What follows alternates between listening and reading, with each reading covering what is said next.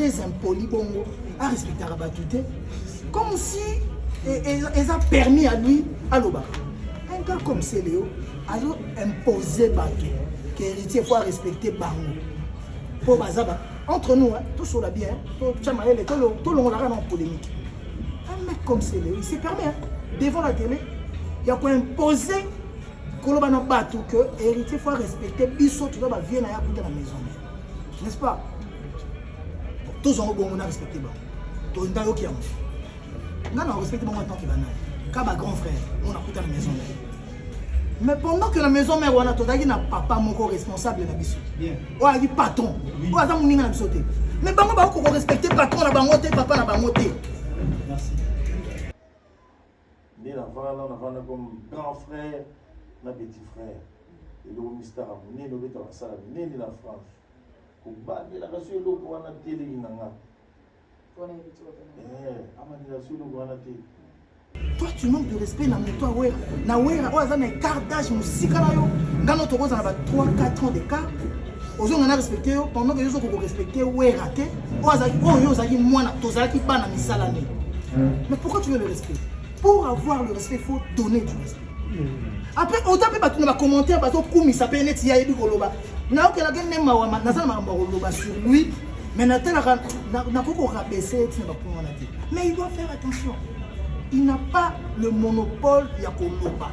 Non. En plus il y a un koloba mambo. Pour le koloba on peut bien la télé, faut ça fait ma élite. Voilà.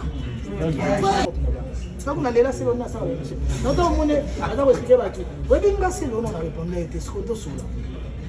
Binga c'est là on a stake na kasi. Pour côté avandara, nataka mo scam. Amona neti za yanke mo. So so la kombo na. Aso mo wana ti leki nemo ya tikela tibele. Donc excusez le mot, le terme, mais Nathalie la ration n'a pas vandélé. To piquen. Si on a fait une émission, on a fait une émission, pour Nathalie, on a fait la miska lobby. Mais on a mal bouche pour les camiches. On a un langage, on a couru au place. Tant qu'on a bêté le moment, on a bien tout bon. Nathalie a bilo reçu, on a bien vandélé, on a couru au détruire. Il y a un niveau ma bébé point. Parce que tout est banni. Je vois un gars comme Céléo au vent de la plateau, on n'a pas l'héritier. Pendant que Céléo a posé un accueil, on a pu envoyer la plateau, on a beaucoup la Céléo. Il y a un homme qui a été Céléo, on a un hôtel, on a foutu le hôtel, attends, on a la voiture, et ça a beaucoup la tête. Mais voilà, on a checké le balard, ils ont beaucoup la tête. Mais on a cru que ce qu'on a langage avant on a plateau, parce qu'il n'y a pas de colis. Il y a un jour, on a été à Yanké, avant de mettre les coloirs. Pendant que Batou Bazou est ridicule, un musicien est à concerter, il y a un invité spécial. Il y a un concert au Benguié, au PC 1 minute, à l'équipe, avant de notre émission, avant de faire le premier.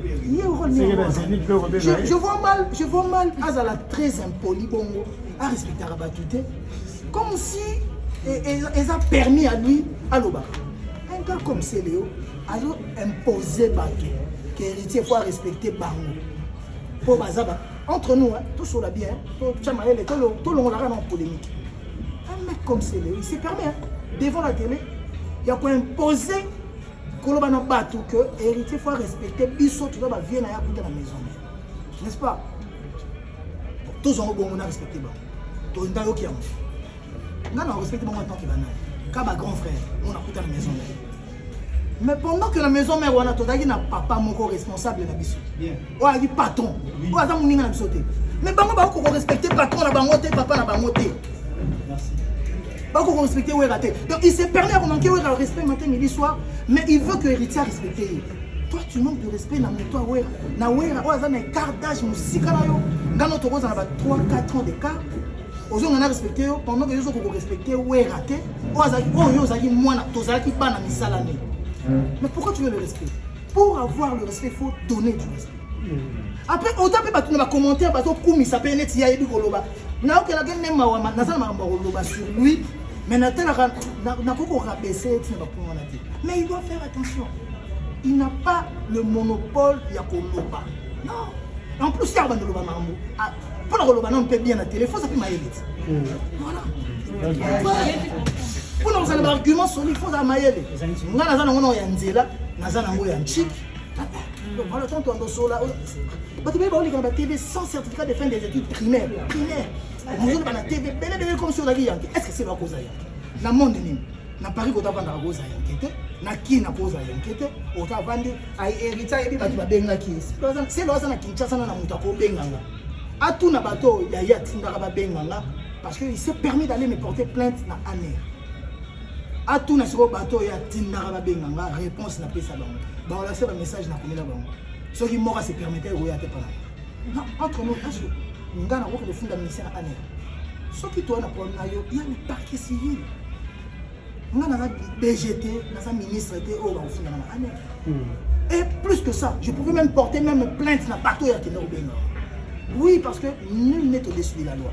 Quel que tu sois, pour répondre à la loi. Tant que nous avons fait la société, la commune, la district, la parquet, la tribunal à grande instance. Comme ici, nous avons côté, nous avons justifié. Nous avons fait battre. Nous avons blessé et scellé. Nous avons blessé et mais nous avons bango. Nous avons des jours où on a un plateau, nous avons manqué de respect au jury. Je ne vais pas le faire. Au point. Parce que Jackie déjà, il y a un lingaka. Il y a un respectaka. Vous voyez, potopoto mbini. Vous voyez, boussoto mbini. Et pourquoi pas bango? Pourquoi pas y?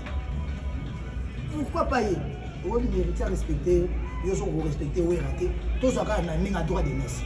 Comme ils ont un colère respecté, héritiers respectés. Comme ils peuvent avoir un colère respecté, bon, ils peuvent avoir un respect.